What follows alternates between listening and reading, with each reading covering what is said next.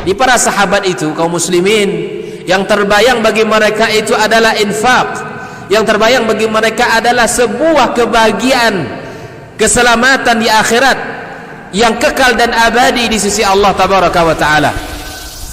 Semua kita boleh klaim sekarang, kamu cinta Nabi, cinta Ustaz. Cinta Nabi, cinta Ustaz. Termasuk saya, cinta Nabi, cinta. Kapan tahunya? Besok di akhirat. Maka apa kata Nabi sallallahu alaihi wasallam? Amalur rajuli biyadihi.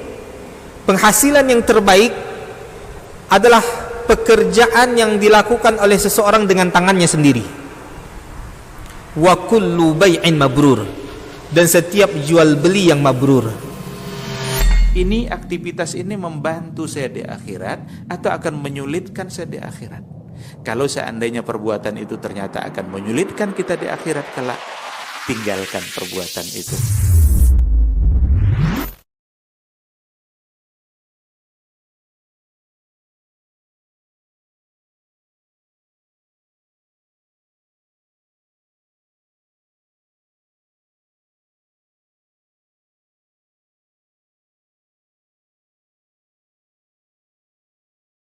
Dimanapun berada, alhamdulillah pada kesempatan ini kita berturut-turut 3 hari dekat-dekatnya. Mudah-mudahan tidak membosankan. Lihat wajah antum ni, masya Allah, menambah keimanan, insya Allah. Tambah yakin. Mudah-mudahan Allah SWT kumpulkan kita dalam majlis yang penuh dengan rahmat, sakinah, tambah mawaddah, yang didasari di atas iman dan taqwa. Semoga majlis ini bagian dari at-ta'awun 'alal birri wat taqwa, wa ta'awanu 'alal birri wat taqwa, dan mudah-mudahan dijauhkan daripada ta'awun 'alal ismi wal 'udwan, tolong menolong dalam berbuat dosa atau menebar permusuhan. Mudah-mudahan Allah SWT jadikan hati kita hati yang senantiasa mencintai kaum muslimin dan muslimat, yang senantiasa mendoakan kebaikan bagi mereka, sebagaimana Allah telah berikan hidayah kepada generasi pertama as-salafus salih, dan yang mengikuti mereka dengan baik. Mudah-mudahan Allah berikan kita hidayah seperti yang telah mereka nikmati. Yang sudah mendapat, maka bersyukurlah kepada Allah. Yang belum, mudah-mudahan Allah segerakan hidayah, karena memang hidayah itu semata-mata taufik dari Allah, kemudian diikuti dengan usaha yang jujur, ikhlas, dan sepenuh hati untuk mencarinya. Ma'asyiral kiram yang dirahmati Allah SWT, selawat dan salam semoga disampaikan kepada baginda Rasulullah junjungan alam, yang pada kesempatan ini kita berusaha mengaji sedikit demi sedikit tentang warisannya yang disampaikan oleh para ulama kita. Dalam hal ini, pada kesempatan yang mulia ini, Imam Ibn Rajab Al-Hambali rahimahullah, semoga Allah senantiasa merahmati beliau, melimpahkan pahala dari ilmu yang telah ditinggalkannya. Demikian pula seluruh ulama kita, bahkan yang masih hidup di antara mereka, semoga Allah tetapkan hidayah, Allah tetapkan istiqamah sampai mendapatkan husnul khatimah. Dan saudara-saudara kita yang sakit, mudah-mudahan disembuhkan segera, diberikan ketabahan dan kesabaran, dan Allah bersihkan dari segala dosa, amin ya rabbal alamin, dan diangkat derajatnya di dunia dan di akhirat. Ma'asyiral kiram, masih berkaitan dengan al-ilmu an-nafi', yang dalam hal ini adalah jelas padanya ilmu as-salaf. Ilmu as-salaf yang diambil dari sumber yang memang bersih. Al-Kitab was Sunnah.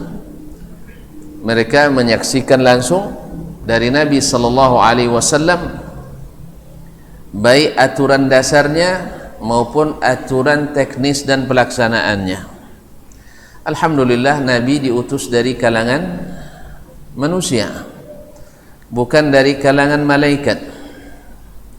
Oleh itu, apa yang Nabi boleh buat, sebagian besar umat boleh buat, karena di batas-batas kesanggupan anak manusia.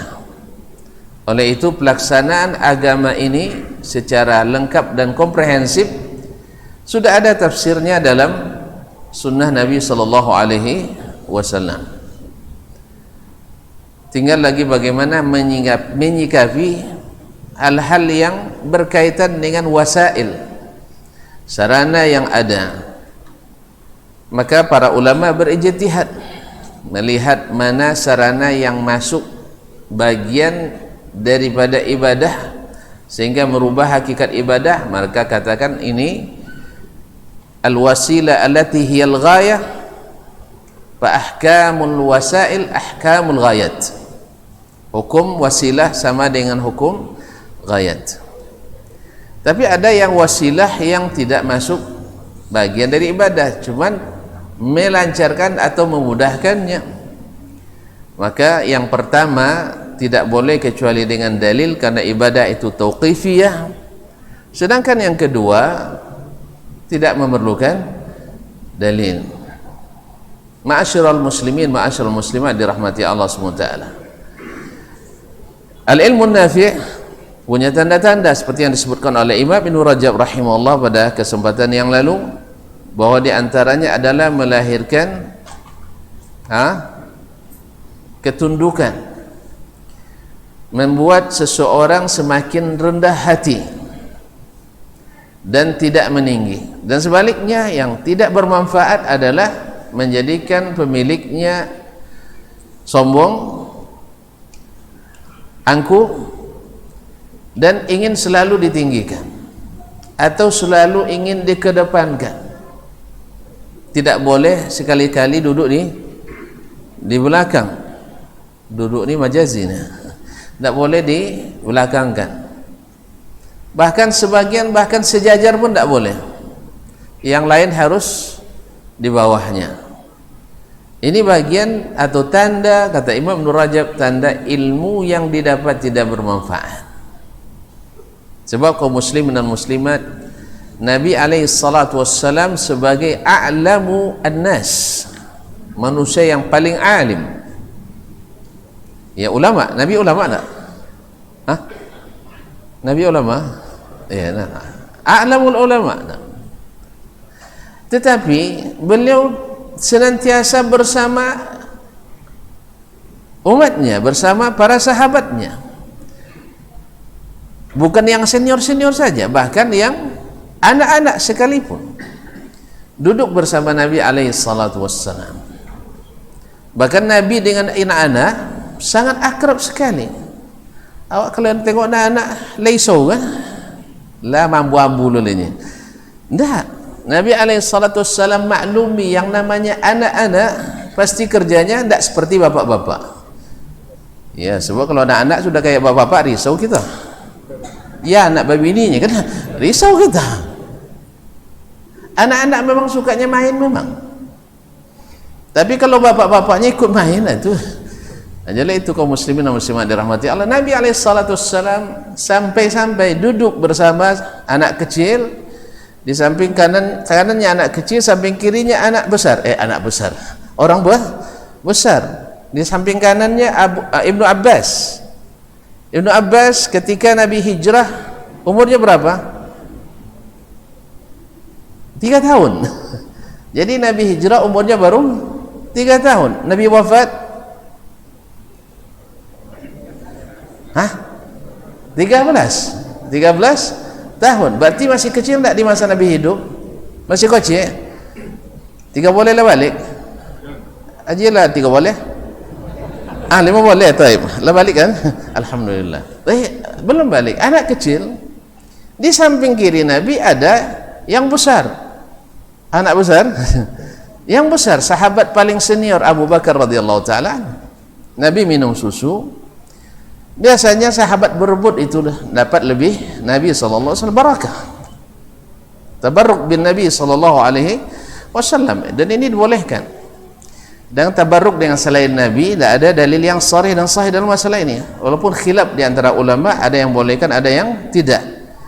Yang sahih wallahu taala alam, supaya tidak klaim barakah semua orang, maka sebaiknya atau yang lebih sahih, yang lebih dekat kepada amalan as-salaf adalah tidak melakukan tabarruk dengan selain Nabi sallallahu alaihi wasallam, karena tidak ada dalil yang mendukungnya yang sahih dan sharih. Wallahu alam. Walaupun masalah ini khilaf di antara para ulama kita. Walhasil, karena yang di kanan ini lebih berhak dari yang di kiri. Melihat dari posisi kanan lebih berhak, karena sunnahnya kita serahkan yang sebelah kanan dulu, karena Nabi sunnahnya memberi yang ke sebelah kanan dulu. Cuman melihat senioritasnya, yang sebelah kiri lebih patut, harus dihormati, karena sunnah Nabi juga menghormati yang lebih tua.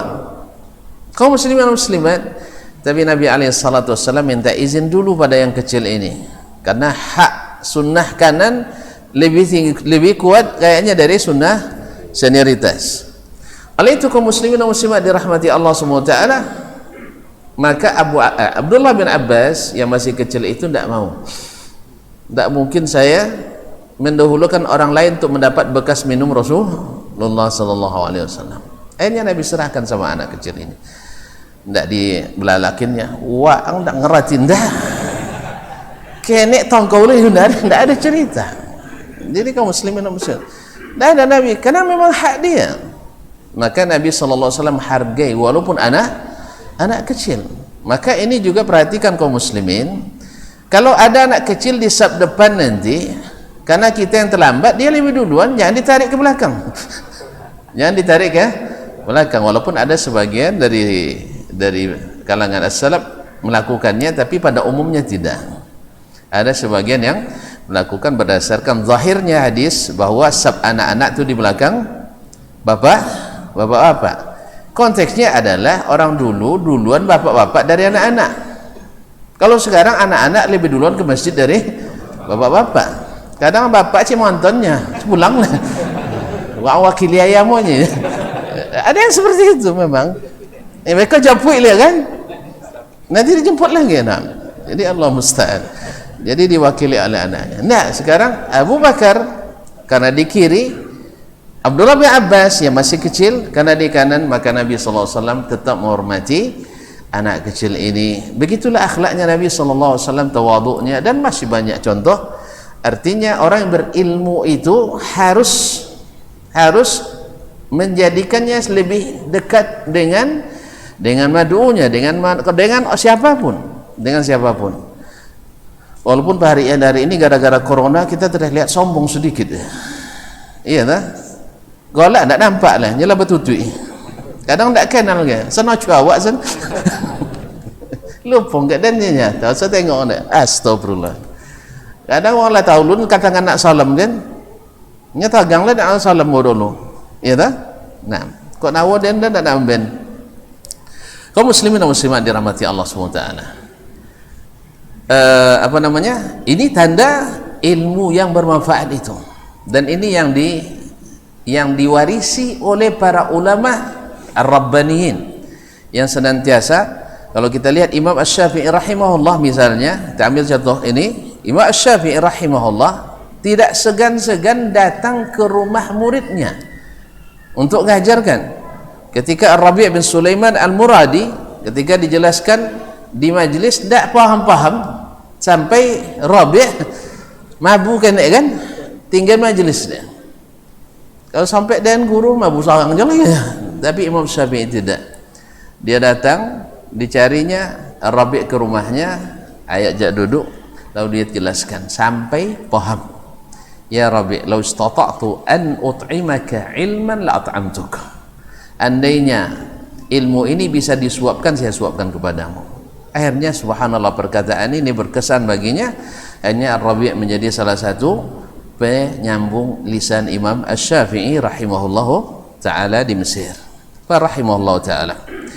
Kaum muslimin dan muslimat dirahmati Allah, Imam Asy-Syafi'i bukan tidak pernah berdebat, bukan tidak pernah bermunazarah, sampai-sampai contohkan membantah. Kalau orang Arab itu kan diskusi, tidak kayak kita. Kalau kita lembut bahasa tapi tajam, contoh sembilu lo tidak tahu ekor mah ngomong orang dek malam.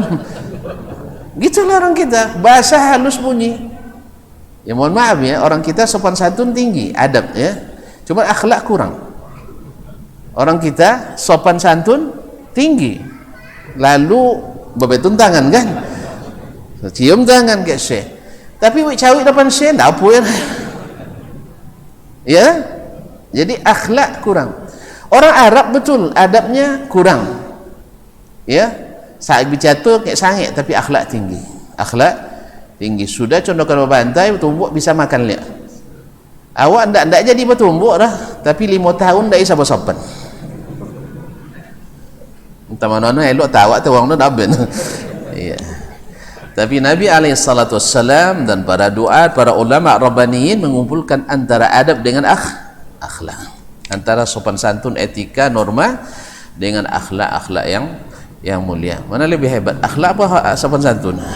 Ya akhlak. Innama bu'itsu li utammima makarimal akhlaq. Jadi akhlak dengan adab harus diiringkan. Jangan adab masya Allah tapi akhlak kurang. Allah musta'an. Baiklah kaum muslimin dan muslimat dirahmati Allah. Kemudian beliau menyebutkan lagi wa min sampai di halaman 80 kemarin. Wa qala Amrun, ya dulu terakhir beliau mengatakan kemarin, orang-orang dulu ulama di kalangan as-salaf mereka merasa tidak menganggap dirinya apa-apa walaupun mereka sudah sampai ke puncak kejayaan. Maka bagi mereka melepas jabatan setinggi apapun tidak merendahkan. Ya tidak. Misalnya Khalid bin Walid radhiyallahu taala anhu dari pimpinan tertinggi jadi prajurit biasa.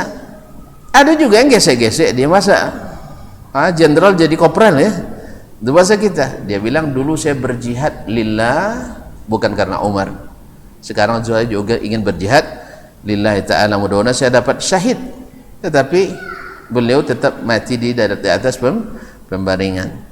Tapi insyaallah kata Nabi sallallahu alaihi wasallam, man talaba asy-syahadata sidqan min qalbihi razaqahu Allahu asy-syahadata walau mata ala firashihi.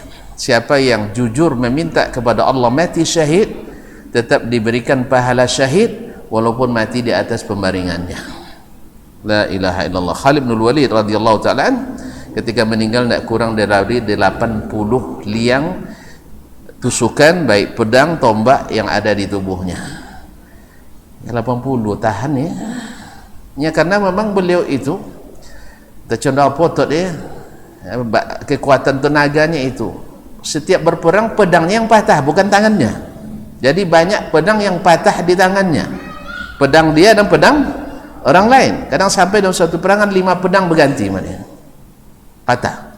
Tangannya ndak apa. Kalau awak itu lah mampu pedal lah terkulai tangan. Allah musta'an. Jadi kaum muslimin dan muslimat dirahmati Allah SWT, makanya liang tusukan, pisau, tombak, khanjar dan sebagainya itu ketika beliau meninggal pautan ada sekitar 80. Radhiyallahu ta'ala Khalid. Intinya beliau tidak merasa apa-apa. Diturunkan itu baginya tidak turun. Sebagaimana seorang alim juga tak pernah bisa diturunkan. Jabatan bisa diturunkan. Makanya diturunkan jabatan bagi mereka tidak apa-apa. Tidak dipopulerkan orang bagi mereka tidak apa-apa. Tidak dikibarkan tidak ada masalah. Beberapa banyak alim yang tidak dikenali orang tetapi dia ilmunya lebih tinggi daripada yang dikenali. Al-Khatib Al-Baghdadi menyebutkan ada 2 orang alim, satu duduk sama-sama nuntut ilmu, yang satu ini tinggal di Baghdad, yang satu tinggal di Dinawar. Kalau orang kita bilangnya dia Dainur, yang betul adalah Dinawari. Orang kita bilang Dainuri, sudah itu jadi Zainuri. Nah, jadi banyak nama Zainuri. Dulu dal kecian zal deh, jadi dia pun dek goyo dek apa condozal, jadi Zainuri. Bacanya bukan Zainuri dan bukan Dainuri, tapi Dinawari. Dinawari. Nah, seperti yang disebutkan oleh Yaqut Al-Hamawi dalam Mu'jamul Buldan. Kaum muslimin dan muslimat, yang satu tinggal di Dinawar. Dinawar itu ibaratnya ya Bangkinang dengan Jakarta lah. Baghdadnya Jakarta, Dinawar Engkinang. Engkinang. Nah, Bangkinang. Nah. Yang di Dinawar ini asalnya lebih alim daripada yang di Baghdad. Cuman Baghdad ibu kota, akhirnya yang di Baghdad lebih dikenal daripada yang di Engkinang, daripada yang di Dinawar. Nah, apa katanya?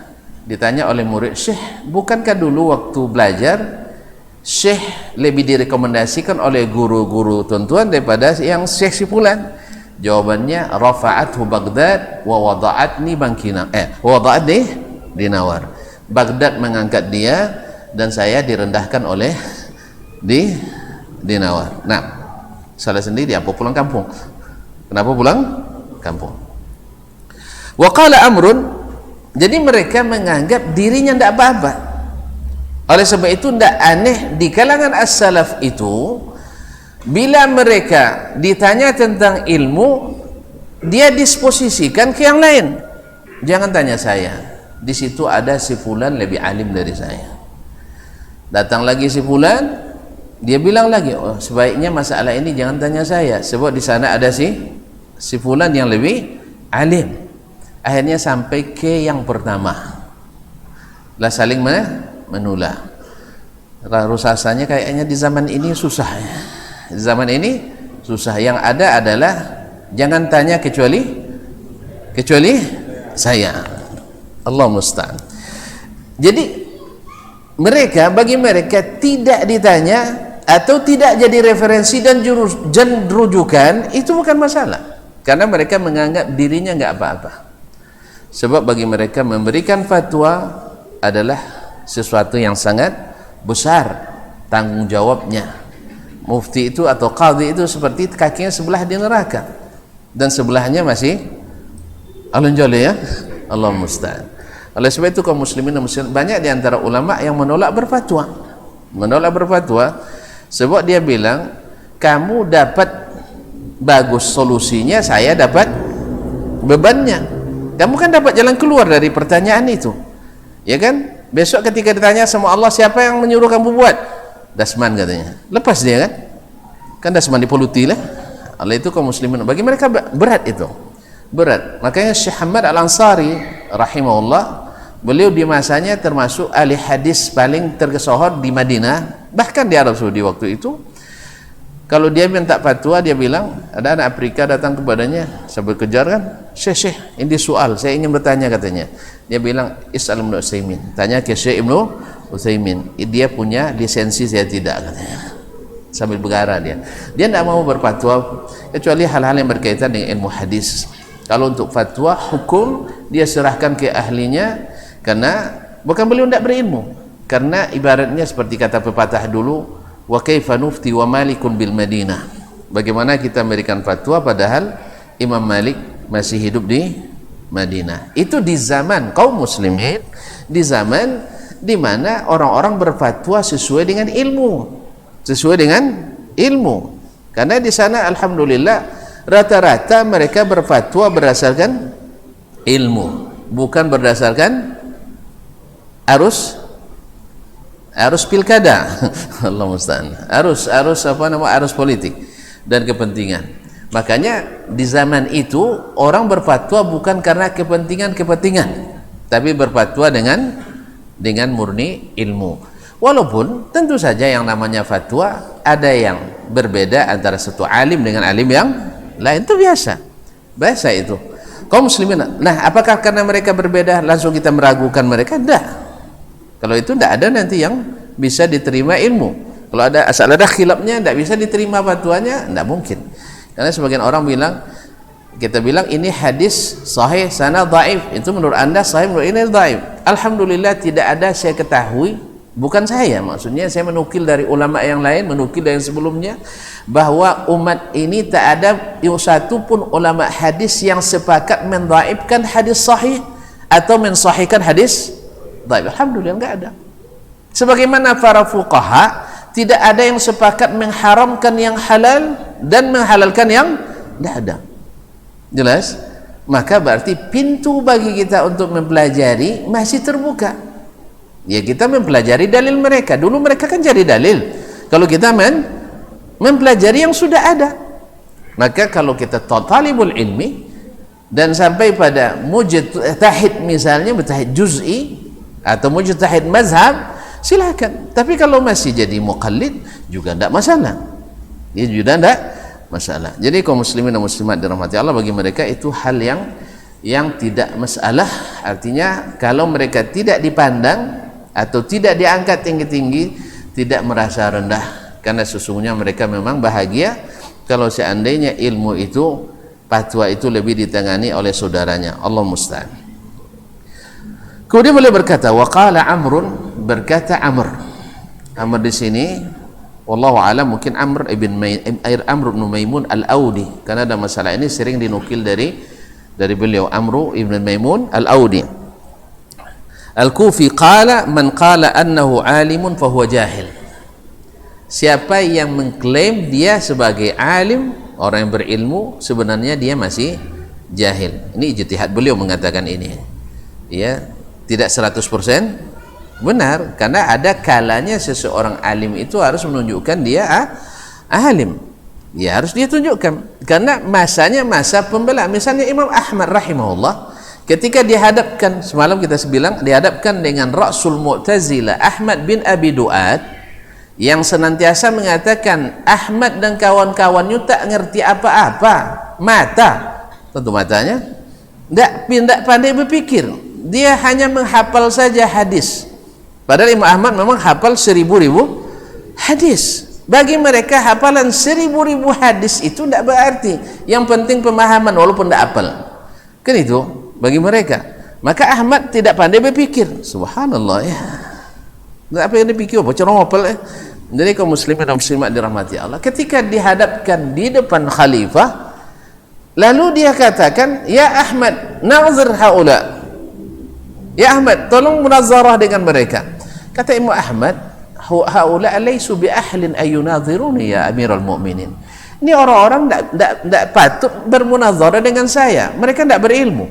Mereka tidak berilmu. Sebab definisi ilmu itu adalah maqala Allah wa maqala Rasulullah. Yang mereka miliki apa?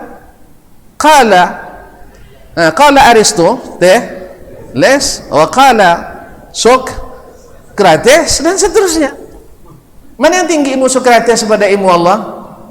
Tidak usah, tidak ada bandingannya. Ini tidak mungkin. Mereka ini bukan orang berilmu ya Amirul Mukminin. Teman karena dipaksa terus oleh Amirul Mukminin waktu itu, Mutawakkil, akhirnya Imam Ahmad bicara. Lalu dia sampaikan beberapa pertanyaan, tak satu pun bisa dijawab oleh mereka.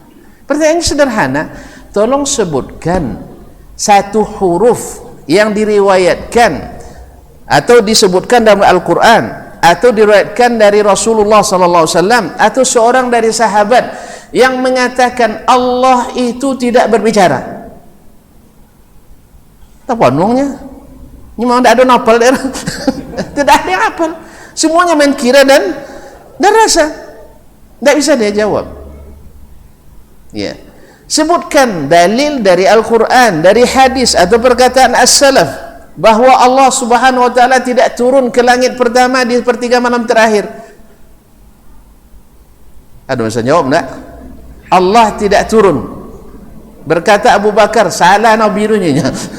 Tidak mungkin. Tidak ada. Maka tidak ada yang bisa dijawab. Kalau mereka bertanya ke Imam Ahmad, kalau turun berarti pindah tiangnya kan, tinggi arasnya.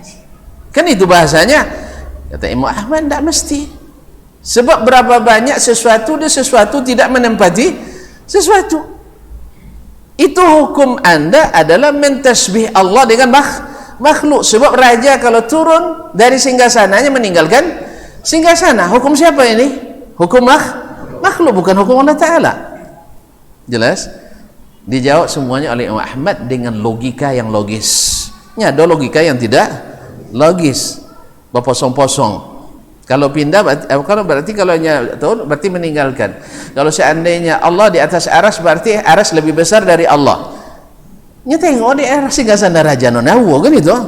Pakai analogi, padahal laisa kamitslihi syai'un. Jelas kaum muslimin. Jadi Imam Ahmad mengatakan mereka tidak berilmu. Memang nyatanya tidak berilmu. Orang seperti ini tidak apa-apa dia katakan alim. Bahwa saya berilmu karena saya menghafal dari Al-Quran sejak umur 9 tahun. Imam Ahmad sudah hafal berapa juz? Quran berapa juz ya? Tidak ada tambahannya. 30 juz. Umur 9 tahun dia hafal 30 juz. Rahimahullah ta'ala. Dan hafalannya antara hafalan surah Al-Baqarah dan Al-Fatihah tidak beda. Awak je Al-Fatihah dan Qul Huwallah lah beda hafalan. Iya kan? Al-Fatihah dia agak lancar kan ya. Tiba di Qul Huwallah la haula wala quwata illa billah. Jadi kaum muslimin dan muslimat dirahmati Allah. Jadi siapa kata Amr bin Maimun Al-Audi, siapa mengatakan dirinya alim sebenarnya dia masih jahil. Artinya kalau maksudnya adalah menepuk dada membanggakan diri.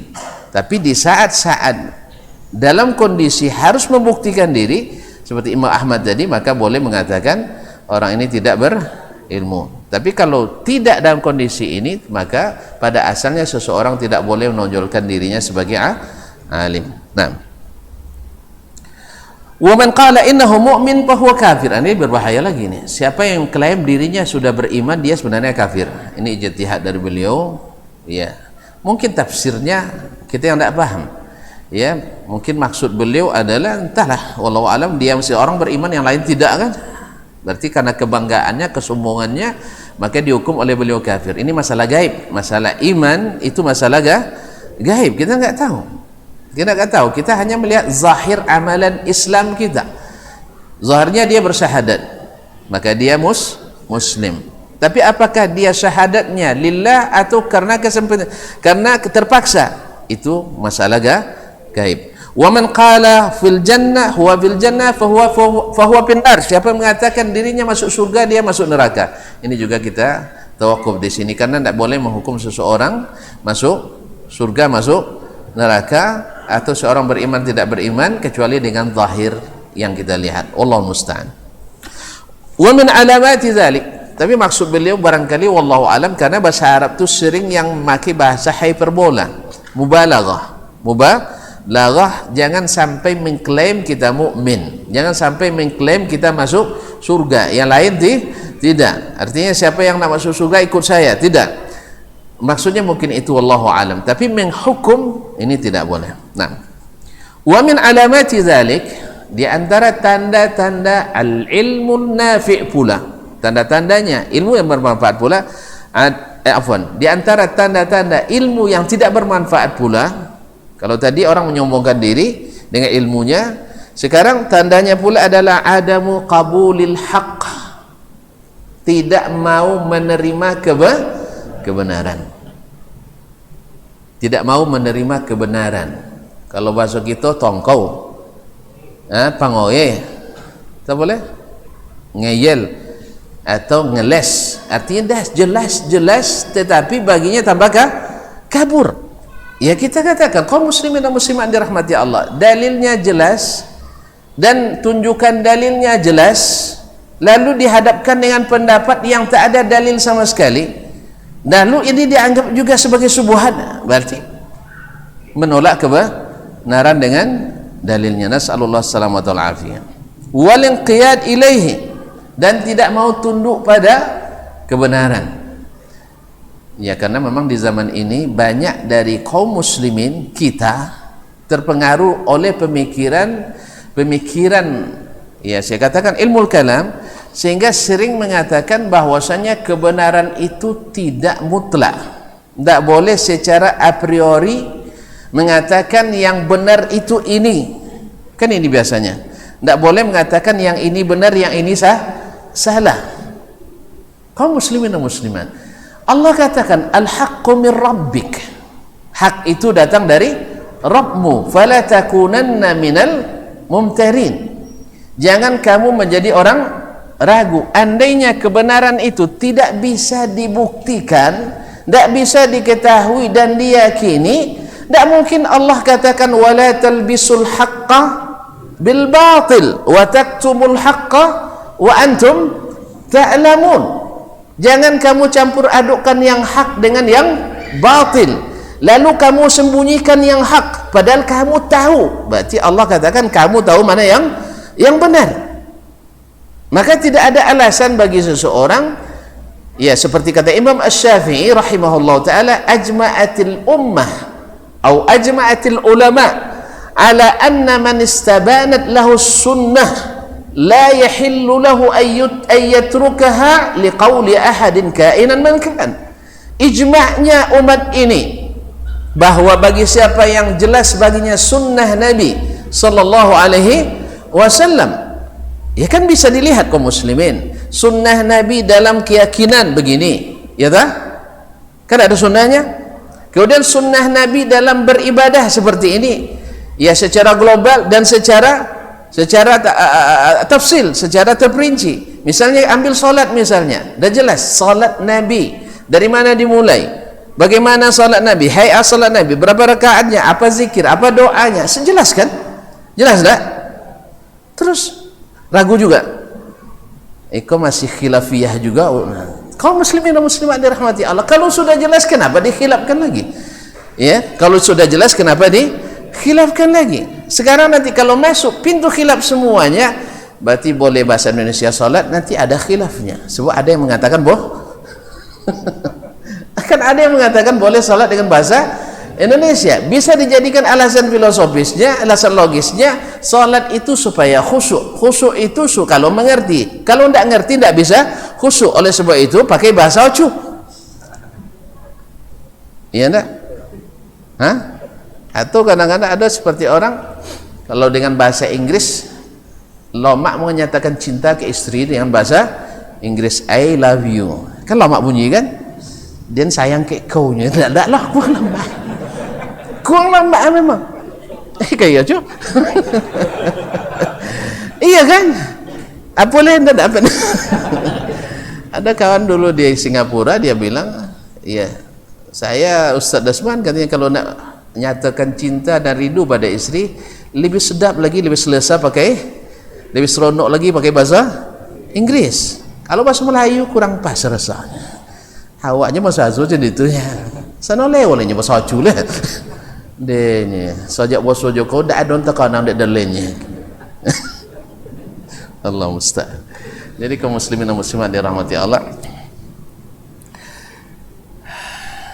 Kenapa sampai situ sih? Hah? Lain nyimak juga tak? Di mana simpang tadi?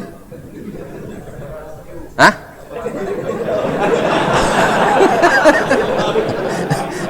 Pionya apa lah? Hah? Salat bahasa Indonesia tadi. Jadi kalau dibuatkan khilafnya semua, akan ada orang yang mengatakannya. Jazakallahu khairan, barakallahu fikum. Jadi kaum muslimin dan muslimat dirahmati Allah, jadi kalau sudah jelas sunnahnya, tidak boleh lagi kita tinggalkan sunnah itu mengikut perkataan siapapun. Kita tidak bisa mengatakan berarti ulama-ulama yang lain itu tak paham, itu urusan mereka. Yang urusan kita adalah ini sunnah Nabi SAW, ini urusan kita. Soal menilai ulama itu mana yang lebih paham, mana yang bukan, memang bukan level kita kaum muslimin. Abdullah bin Mubarak, Abdullah Mubarak atau selainnya ditanya tentang dua orang ulama di zaman tabi'in atau zaman tabi'in, Ibrahim An-Nakhai dengan Al-Aswad An-Nakhai, Al-Aswad ibn Qais Nakhai. Apa kata mereka, mana di antara dua orang ini lebih alim katanya?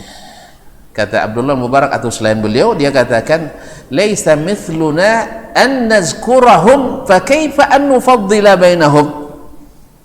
Ya, bukan kelas kami. Kalau kita tahu Abdullah Mubarak, ya, dia alimnya, alamul muhaddisin pula di zamannya, bukan kelas kita, bukan kelas kita untuk menyebut mereka, apalagi membandingkan di antara mereka. Jadi sebenarnya kaum muslimin dan muslimat, warak kita seharusnya mengharuskan bahwa kita tidak membanding-bandingkan ulama. Cuman ketika yang penting bagi kita adalah izastabanat lana sunnah, bila jelas bagi kita sunnah, tidak usah kita meninggalkannya, karena tidak boleh, kata Imam Asy-Syafi'i rahimahullah, Ta'ala. Baik yang pendapat itu pendapat Imam Syafi'i misalnya, pendapat Imam Malik, dan demi Allah kita mungkin mengatakan kita lebih alim dari Imam Syafi'i. Tidak mungkin pula kita akan mengatakan bahwa kita lebih alim dari Imam Malik. Kalau ada yang mengatakan itu berarti sudah mengada-ngada, tidak mungkin. Jangankan kita, di imam tadi mengatakan yang lebih dahulu, mereka yang dahulu dari kita itu semuanya lebih hebat dari kita yang belakangan, dan begitu seterusnya dan seterusnya. Wallahu musta'an. Oleh sebab itu, maka ketika seseorang menolak kebenaran dengan dalilnya, dianggap ini sebagai tanda oleh Imam Ibn Rajab ilmu yang tidak bermanfaat bagi yang memilikinya. Wal inqiyad ilaih, tidak mau tunduk kepadanya.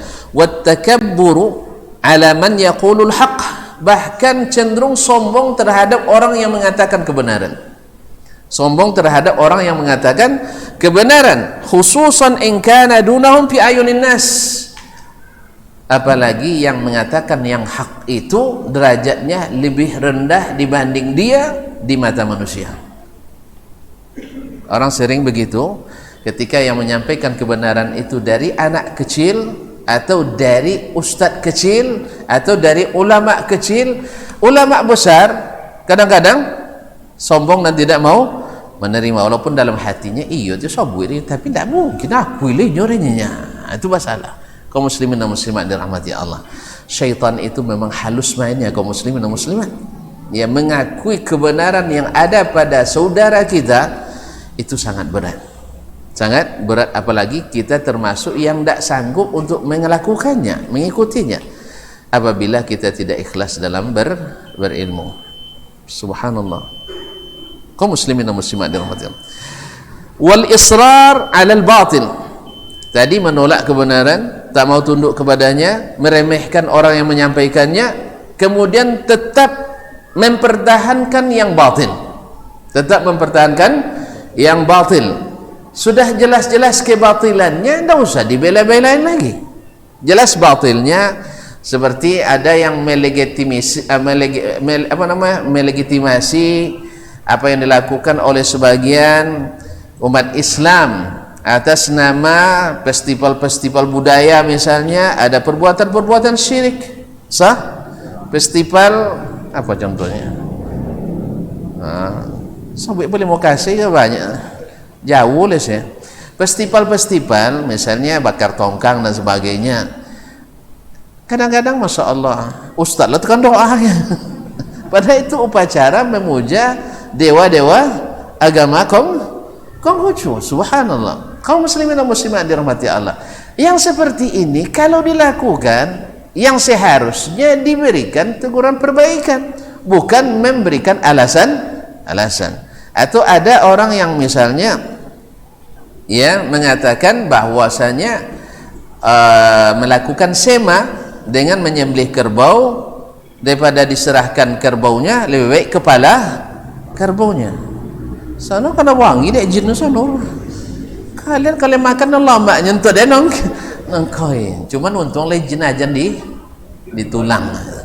Memang jin suka di tulang. Cuma tak tahu tu ada tulang nama nya suka. Ya. Inya sana dia tulang tunjang kan? Nia sup tunjang wak be. Jadi tandu. Kaum muslimin dan muslimat dirahmati Allah Subhanahu wa taala. Ini kira-kira dan rasa-rasa kita. Makanya semakin diberi jinnya, semakin mengganggu anak cucunya. Karena apa? Karena kita sudah takut syirik kepada Allah. Gara-gara itu akhirnya betul-betul syirikan itu mengganggu kita. Kaum muslimin dan muslimat dirahmati. Maka hal-hal seperti ini tidak usah dipertahankan juga. Sebutkan bahwa ini batil, selesai. Kalau seorang mengatakan itu, kita katakan mungkin dia salah menyampaikan. Ya, semoga Allah memaafkan, dan kalau bisa besok jangan disampaikan lagi yang seperti itu. Kaum muslimin dan muslimat dirahmati Allah. Wal israr 'alal batil khasyata tafarruqi qulubin nas. Oh, penyakit ini sudah lama, karena takut nanti masyarakat pecah. Ya, masyarakat pecah. Kalau disebutkan itu, tentu nanti orang tahu bahwa menyema itu syirik. Maka nanti tidak banyak lagi yang hadir. Ketika tidak banyak hadir, non hadir bongi, non tidak hadir. Kalian tidak ikut budaya, padahal itu syirik. Maka sebagian tidak menyampaikan kebatilan itu dan tetap mempertahankannya karena takut memecah belah umat, yakni khasyata tafarruqi qulubin nas, takut hati manusia itu bercerai-berai, yang satu ikut tauhid, yang satu tetap syirik, karena mereka tidak tahu. Guru kami dulu pernah menganalogikan, Syekh Ibrahim Asy-Syamsan pernah menganalogikan bahwa syirik itu sebenarnya semua kita takut syirik, pelakunya pun sebenarnya takut, pelakunya sendiri takut. Cuman syirik itu ibarat singa besar, ingat amat, singa yang siap menerkam. Lalu disampaikan cerita ke orang nih, singa itu berbahaya, cuman dia tidak pernah melihat singa, tidak pernah melihat gambarnya, tidak punya gambaran tentang syirik. Karena kalau syirik dibahas pecah, itu masalahnya. Ketika dibahas masalah syirik, masalah akidah, pasti akan ada gesekan. Orang biasa mau nikah pakai pecah telur, sekarang dikatakan itu perbuatan, nah kan itu. Tidak mau nikah di bulan Sopau, tahu Sopau? Sopar, sebab apa namanya, sial. Atau tidak boleh bepergian di hari Selasa, macam-macam. Ketika ini dibahas, akhirnya nanti akan banyak gesekan-gesekan. Maka sebagian mengatakan, jangan masalah akidah tidak usah dibahas. Dan ada yang sampaikan ke kami, ya Ustaz, jadi bahas masalah akidah umat dalam maksiat kini Ustaznya. Ternyata masalah syirik tidak masuk betul, tidak maksiat namanya, tapi lebih berbahaya dari maksiat. Apa sebab Ustaz? Kalau itu kan masalah ulama tidak sepakat Ustaz, khilaf juga mereka. Ya, subhanallah. Kaum muslimin dan muslimat, akhirnya kalau tidak dibahas memang aman, nyaman. Sebagaimana dulu Makkah ketika tak ada yang bahas syirik, amannya nyaman. Tapi setelah Nabi membahas, maka itu masalahnya. Jadi sebagian menahan ini supaya tidak terpecah belah manusia, khususnya kaum muslimin dan muslimat. Anak katakan kepada antum semuanya, orang mati dalam keadaan misalnya la qadarullah, sekarang kan orang bunuh orang tanpa sebab, ya kadang-kadang membunuh tanpa sebab. Memang Nabi sudah sampaikan ini akan banyak di akhir zaman itu al-harj. Al-harj itu apa? Pembunuhan. Yang dibunuh tidak tahu kenapa dibunuh, yang membunuh tidak tahu apa membunuh, tidak tahu yang penting bunuh etong kudiannya ada. Makanya di zaman ini nasihat Nabi kepada kita, tahan badan, tahan lisan. Tahan badan, tahan lisan. Jangan ikut menyuburkan fitnah dan jangan terlibat dalam fitnah. Itulah salawat, kalau tidak terlibat tidak bagar kan. Itu masalahnya kaum muslimin dan muslimat. Nah, balik ke tadi, orang mati dalam keadaan, mohon maaf ya, membunuh orang, dengan mati dalam keadaan berkorban dengan seekor lalat kepada selain Allah, mana lebih besar dosanya? Ya, berkorban kepada selain Allah dengan seekor lalat, bukan kepala kambing, bukan kepala kerbau, seekor lalat. Ada wak belum potong gede nak lalat, wang dapat yang denda ni ada? Enggak. Tapi kalau kau boleh, si anu dapat denda dah, dapat. Dia kaum muslimin dan muslimat lebih besar, lebih berbahaya. Maka seharusnya yang masalah syirik tak boleh diundur, tapi kalau masalah maksiat masih bisa diundur, jangan dibalik. Jadi kaum muslimin dan muslimat dirahmati Allah, kita harus ingatkan, karena memang yang rusak, kalau yang rusak itu memang mesinnya, terpaksa bongkar mesin tidak ada onok-onok lah, iya enggak? Sang menyalon motornya wawak juga kan, bagerinda ke, apalagi bongkar mesin. Nah, cuman kaum muslimin dan muslimat seperti kata Syekh tadi, banyak yang takut ke syirik tapi tidak tahu syirik itu seperti apa. Nah, ketika singo datang, tidak abe maksud itu singo dia kecen kucang raksasa, ma anjak kucang ni gantengnya kan. Iya, moto tajam, sungui apa nomor togak kan, ikon apa? Abuah, lobek, badan atletis, ya kan? Akhirnya dah ke kusuk-kusuk orang. Nya kalau singo sok kusuk canda-canda iyo lah. Jadi kaum muslimin dan muslimat akhirnya diterkam ketika dia lalai. Jadi kita tidak tahu. Makanya ketika masalah syirik tak dibahas, manusia tidak tahu apa itu syirik, sehingga mereka terlibat dan tidak ada yang mengingatkan. Disitulah sebabnya kata Syekh kemarin dalam kajian kita tentang Syekh Muhammad bin Wahab rahimahullah, kita tidak mengkafirkan orang yang berbuat syirik tanpa sengaja, tetapi tidak boleh biarkan. Dia tak boleh membiarkan. Oleh itu kaum muslimin dan muslimat dirahmati Allah, mempertahankan yang batil dan tidak mau rujuk kepadanya karena takut memecah belah hati orang atau memisahkan orang dengan yang lain. Ini termasuk cara atau tanda ilmu yang tidak bermanfaat. Azan dulu. Baik.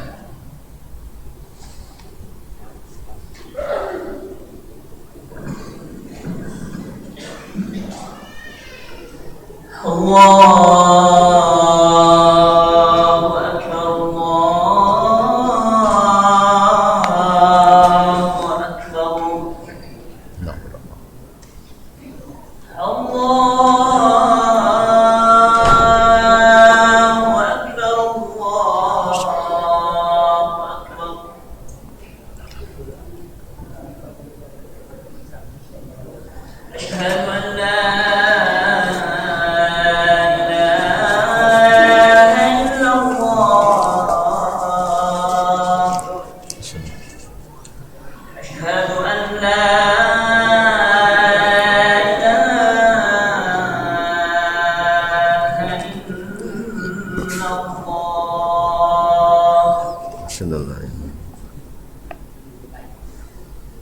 Asyhadu an la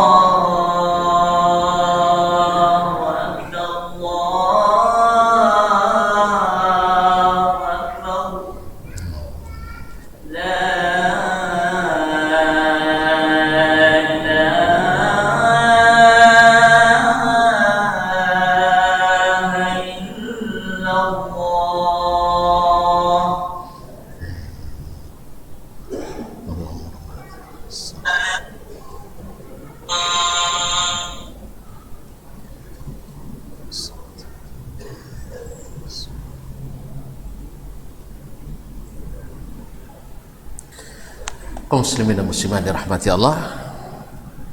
Kemudian beliau melanjutkan, wa rubbama adharu bi alsinatihim dhamma anfusihim wa ihtiqaraha ala ru'usil ashhad liya'taqidan nasu fihim annahum 'inda anfusihim mutawadhi'un.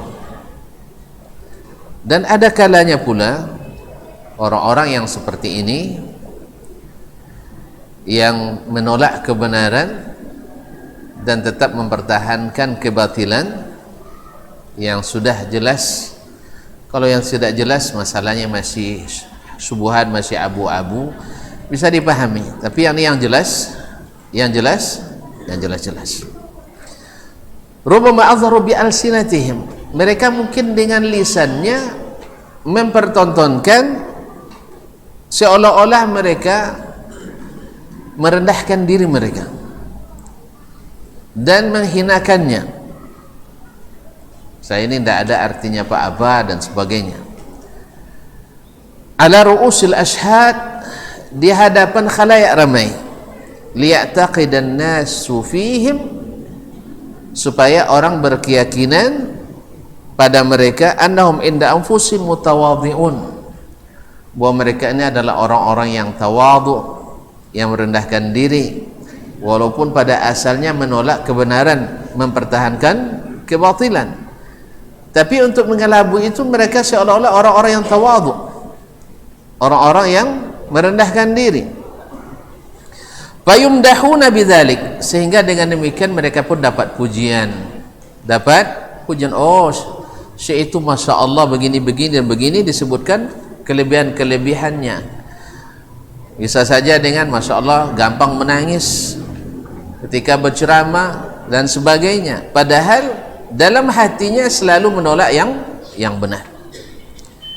Wa huwa min daqaiqi abwabir riya, dan ini adalah pintu-pintu riya yang sangat halus. Nas'alullah as-salamatul afiyah.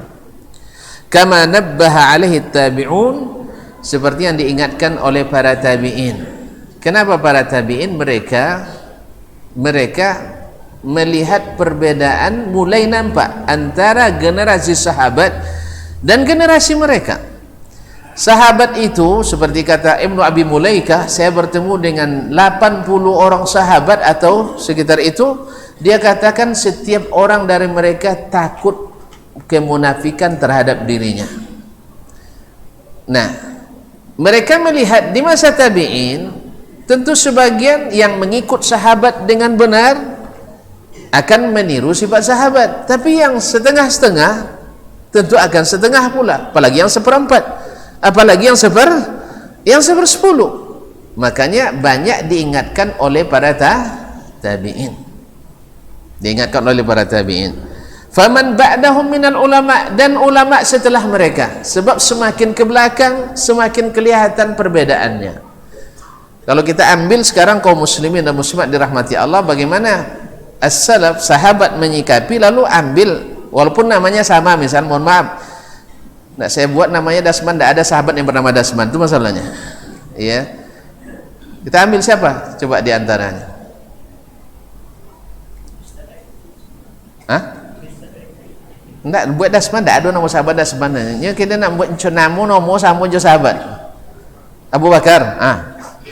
Ya, kalau bangilah Pak Abu Bakar ke itu masalah. Taib. Utsman misalnya radhiyallahu taala anhu, dalam menyikapi hadis-hadis Nabi sallallahu alaihi wasallam. Utsman di masa Nabi sallallahu alaihi wasallam dengan Pak Utsman di masa kita, banyak beza, banyak bedanya. Alhamdulillah. Oleh sebab itu kenapa di hari ini lebih banyak peringatannya, lebih banyak peringatannya. Sebab apa? Perbedaan sangat mencolok di antara generasi. Jangan di zaman kita, di masa tabi'in saja sudah banyak perbedaannya. Kita hari ini yang mengaji pun kadang dalam menyikapi perintah dan larangan Nabi masih pikir kok kalau dibuat kok kia masalah dek gosatnya, dek isan jalan kau mau intuan lainnya masalah. Ya kemana ada yang nanya tentang satu masalah keluarga, tinggal di rumah mertuanya, ya ada begini. Ya tentu saja mertua belum ngaji, dia sudah mulai ngaji. Tentu akan ada gesekan. mintua suka dangdut. Kan itu. Inya dek lah ngaji ndak amur dengan lagu je dangdut, lagu amur, lagu kasidah amur. Awak tinggal rumah mintua, matiin radio. Bongi mintua. Kan kesekan kan? Nak tinggal rumah mintua. Dompet tinggal ni. Mau capek nama lente. Mungkin bang kena bau kan sogan deh. Jadi tak mungkin dah. Oleh sebab itu ana biar katakan ambo yakin mintu onji ya. Kalau Quran kan tak bongi. Motin bongi mungkin. Tapi duin Quran kan tak bongi lah. Bongi je. Tidak apa jarang. Kalau gitu, iya sabar dulu. Karena ada hal-hal yang lebih penting buat mertua itu cinta dengan sunnah Nabi sallallahu alaihi wasallam. Cintai sunnah Nabi sallallahu alaihi wasallam. Yaitu kalau sudah cinta sunnah Nabi pasti cinta pribadi Nabi. Tapi kalau cinta pribadi Nabi belum tentu cinta sunnah Nabi sallallahu alaihi wasallam. Jelas? Kalau cinta sunnah pasti cinta pribadinya. Tapi kalau cinta pribadinya belum tentu mencintai sunnahnya. Maka yang selamat cintai sunnahnya, pasti mencintai pribadinya. Ya dah. Oleh sebab itu cintai sunnah, ajarkan beliau. Sabar sambil nanti kalau tidak je bisa ya siap-siap cari kontrakan. Siap-siap cari kontrakan. Allah musta'an. Jadi kaum muslimin dan muslimat dirahmati Allah Subhanahu wa taala, jadi di saat banyak ya perbedaan-perbedaan tentu akan harus lebih intens peringatan. Lebih intens kita memperingatkan, tentu saja perlu dijaga tingkatan-tingkatan amar ma'ruf nahi mungkar. Tidak satu derajat semuanya, tidak satu derajat. Nah, afwan kama nabbaha alaihi tabi'un fa man ba'dahu minal ulama. Seperti yang diingatkan oleh para tabi'in bahwa itu termasuk riya yang tersembunyi. Ya seolah-olah kita Masya Allah menangis menyebut nama Allah, tapi pas dengar perintah Allah membantah. Ya, membantah. Ya, karena apa? Karena sebenarnya itu kadang-kadang tidak jujur dalam bersikap itu. Wallahu musta'an. Walaupun tidak semua orang yang menangis ketika mendengar nama Allah lalu kita katakan dia menipu, tidak, riya tidak boleh kita menghukum. Cuman ini peringatan bagi kita, ya, bagi kita jangan sampai masuk pintu riya tersebut. Jangan sampai pintu riya itu masuk. Bukan ini kita katakan bahwa setiap orang nanti menangis-nangis ceramah langsung oh ini riya. Tidak, bukan itu. Jangan salah paham ya. Jangan salah paham. Karena tidak sedikit orang yang Masya Allah cepat tersentuh. Masya Allah tabarakallah. Seperti kalau dulu Ibnul Jauzi kalau ceramah itu Masya Allah tak ada yang tidak menangis. Al-Hasanul Basri hampir rata-rata orang menangis semajlisnya. Kalau kita alhamdulillah semua bergembira. Wa yadhhar minhum qabulul madh. Tandanya lagi orang seperti ini kalau dipuji-puji sangat senang. Kalau tidak dipuji berang. Nah, ada orang kalau dipuji Masya Allah, tapi kalau disinggung sedikit tersinggung. Allah musta'an. Wastijlabahu, bahkan berusaha mendapatkan puji-pujian tersebut. Mimma yunafis sidqa wal ikhlas, yang bertentangan dengan kejujuran dan keikhlasan. Allah musta'an. Fa inna as-sadiqa yakhafun nifaq ala nafsi, karena orang yang jujur itu takut munafik, takut bersifat munafik. Tapi kalau yang merasa aman ini biasanya tidak jujur. Yakhafun nifaq ala nafsi wa yakhsha ala nafsi min su'il khatimah, dan senantiasa takut mendapatkan su'ul khatimah, buruknya kesudahan hidup ini. Wa huwa fi syughlin syagilin an qabulil madh wa ihtisanihi, sehingga dia sibuk tak sempat menerima pujian dan istihsan, dianggap sebagai orang baik. Dia tidak pernah mikirkan itu lagi. Nak dipuji orang tak dipuji orang, nak diangkat orang tak diangkat orang, tak masuk pemikirannya, tidak ada masuk dalam pikirannya, karena dia sibuk mengurus dirinya. Jangan sampai ada kemunafikan dan riya masuk ke dalam dirinya. Falihadza kana min alamati ahli al-ilm an-nafi' Oleh sebab itu kata Syekh Ibn Rajab rahimahullah ta'ala, di antara tanda orang-orang yang berilmu, yang ilmunya bermanfaat, annahum la yarawna li anfusihim halan wala maqaman, bahwa mereka tidak melihat ada bagi diri mereka suatu hal, yaitu hal ini artinya kebaikan atau kedudukan yang tinggi atau martabat yang dinaikkan, wa maqaman, dan tidak pula ada maqam. Kita kadang-kadang dibagi ini maqam khusus, maqam ini lain maqamnya. Enggak, bagi mereka enggak ada istilah-istilah bagi mereka. Wa yakrahun, ya, wa yakrahuna biqulubihim at-tazkiyah, dengan hati, bukan dengan mulut, karena mulut ni gampang bercerita. Dengan hati mereka tidak suka mendapatkan tazkiyah. Tazkiyah itu aslinya adalah rekomendasi, artinya sepulan Masya Allah, tidak ada kecuali kebaikan pada dirinya, tidak ada orang ni Masya Allah semuanya baik, bulan baik, pokoknya seperti yang sudah meninggal kan, saya saksikan dia orang baik. Nah, kan ada begitu ya. Sudah itu tidak lama citong dah lah. Makanya tanda sesuatu yang tidak disyariatkan itu, kaum muslimin dan muslimat, memang tidak tahan lama nih, hanya tren di waktu meninggal saja. Saya saksikan fulan baik, kan itu ya. Nah, bukan saksi dengan mulut, saksi dengan perbuatan, dengan sikap dan sebagainya. Ini kadang tak pasuk kau tituru sabu tak ganggai muncul wang bedandang jennya. Oh kata itu pasti baik, monggo sodok. Makanya Nabi tidak mengumumkan seperti itu. Nabi hanya mengatakan siapa yang disaksikan saleh oleh kaum muslimin, insyaallah saleh di sisi Allah SWT. Bukan mengatakan setiap meninggal, hanya meninggal dalam keadaan mengebut gitu kan, eloknya masyaallah. Bukan itu kaum muslimin muslimat. Nyawa teman kreatif masyaallah. Ya yakrahuna biqulubihim at-tazkiyah, mereka tak suka mereka dielu-elukan. Wal madh, tak pula disuka dipuja-puji, wala yatakabbaruna ala ahad, sehingga mereka tidak pernah sombong kepada siapapun, Qala al-Hasan, berkata Imam Al-Hasan Al-Basri rahimahullah ta'ala, salah seorang imam di masa tabi'in, alimul Basrah, khatibuha wa imamuha, beliau mengatakan innamal faqihu zahidu fid dunya ar-raghib fil akhirah.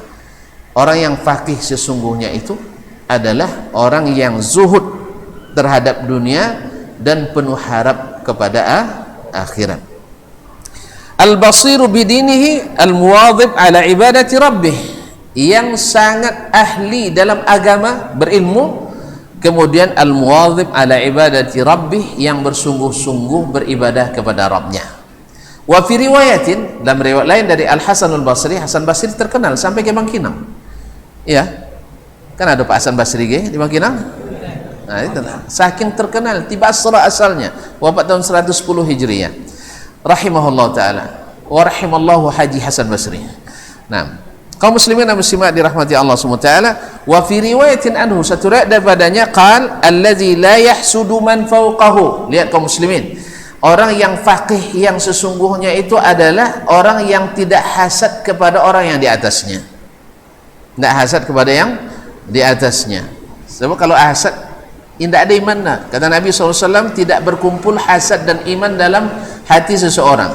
Bila hasad datang, iman hilang. Bila hasad datang, iman hilang. Bila ada iman, hasad tak mungkin datang. Allah musta'an. Wala yaskharu mimman dunahu, dan tidak memandang remeh orang yang di bawahnya. Jadi tidak hasad pada yang lebih dan tidak memandang remeh pada yang kurang.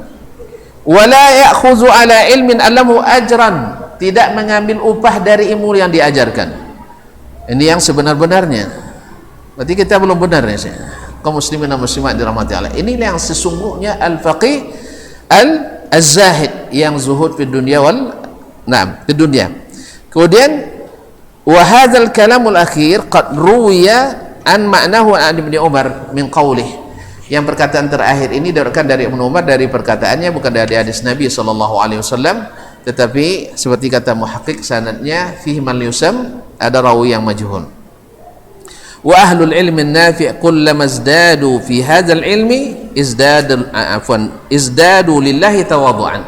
Orang yang berilmu, yang bermanfaat ilmu baginya, setiap bertambah ilmunya ini semakin tawadhu kepada Allah Subhanahu wa taala. Jadi ternyata tawadhu itu yang pertama kepada Allah, walillah. Makanya Nabi katakan yang sombong itu yang menolak kebenaran. Yang menolak kebenaran, wa ghamtun nas, dan yang merendahkan orang.